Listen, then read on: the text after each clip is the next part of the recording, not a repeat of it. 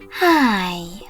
In front of me is Motorola Moto E13, and today I would like to show you how you can install and apply iOS Launcher on this device.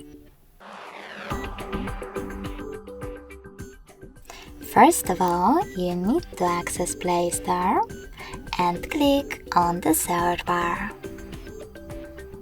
Then type in iOS Launcher. Following that, get this free app from this developer, and when it's ready, open it.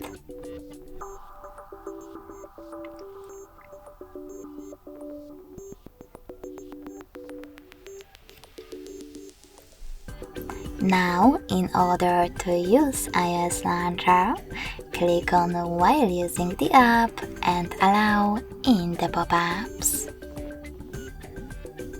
Then swipe up from the bottom of your screen and click on Home button. Finally, go into Settings and scroll down to Access Apps. Then click on Default Apps and tap on Home app. Lastly, apply iOS Launcher by clicking on it and tap on Got it in the pop-up. As you can see, after that, Apple Layout was applied successfully on my device. Thanks so much for watching. If you enjoyed this video, smash that like button, comment, and subscribe.